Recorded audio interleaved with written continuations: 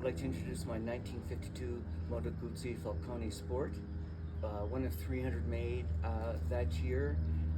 This is a very original bike. I purchased it from an 85-year-old gentleman in Italy who'd owned it for 45 years.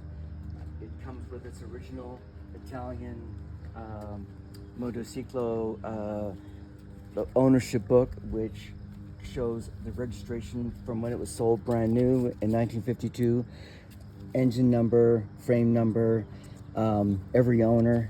Here it is. It was sold new in Torino, and then every owner that's ever owned it is in this book.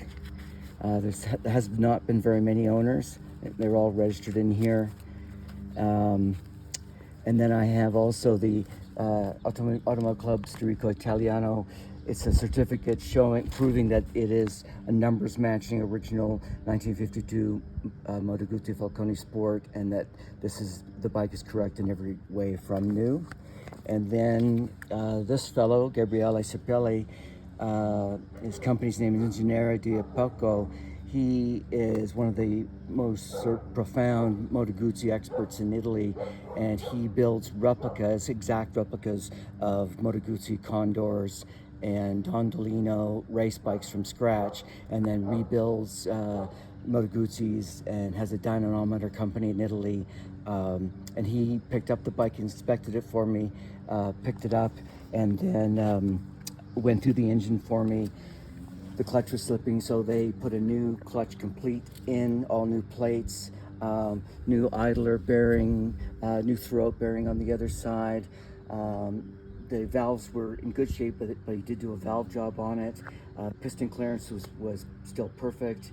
The magneto was rebuilt by the 85-year-old gentleman. Everything works on the bike. All the lights I'll show you work. The rims both had little dents in them, so I purchased brand new correct Barini rims from Italy and had them shipped over. And I had Buchanan's make correct length stainless steel spokes, which I then sent off and had black oxided, as that's how they are originally. And then I had the hubs and backing plates all professionally repainted, wheels all trued and built, and then brand new Avon Speedmaster front tire and a softer compound, and a brand new Mitas rear tire, new Michelin tubes inside both. And I have the original key for the toolbox. I have the original key for the headlight. And then what's another really unique feature, this still has from brand new the original Jaguar in kilometers chronometric speedometer, which Ferrari used these also in their race cars in the 50s because they're very adverse to vibration. They're very durable. So when it moves in small steps up and down. And I had this check the calibration at a speedometer, high-end speedometer shop, and it's exactly spot on. And I did have them make a new speedometer cable because the original one was a bit frayed, but still worked well. Yeah, just like the carburetor, I did completely rebuild the carburetor, all new seals. We live at 6,200 feet, so I've got a 124 main jet, but I'll include a 132 because I'm assuming most people are going to live closer to sea level. It takes just a few minutes to undo that screw, and the main jet's right there, and you just screw in the new 132, which is the standard sea level jet. Original petcocks, the hilarious 17-pound flywheel, external flywheel, because these engines rotate backwards, so these engines are extremely smooth. They have virtually no vibration. They're lovely to drive, are really effortless, really comfortable. They're really ahead of their time. They have upside down forks in the front. They have oil in them, plus you put through grease fittings, you keep them lubricated with grease as well as the oil for the damping. And then for the rear shocks, the springs are located underneath, and you can preload them underneath this front cap. And then in the back, the dampers are adjusted with these friction dampers, and I put new corks in the friction dampers in here. Brakes, both front and rear brake shoes are brand new. I skimmed the hubs so that they make full contact. Brake light works perfectly. Headlights, high beam, low beam, rear light, all work. This has the originally Bonera gas cap.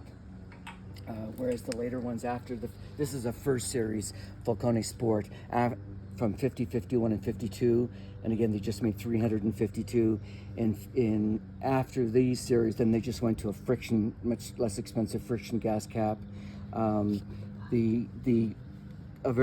For most of the production run in 52, the sides of the gas tank and the oil tank are black painted with gold stripe because of the Korean War, because of the shortage of chrome. So this is actually correct for this year, and everything's original on the bike. This has the last of the year of the adjustable magneto, retard for starting, and then forward advanced it for running. Internal throttle inside the handlebar works great. I mean, these bikes, it's a 1920s design, yet it was way ahead of its time with the way the suspension was set up, the inclined engine, and they're incredibly robust, durable bikes. Even though so few are made, most are still running today because they're just beautifully made.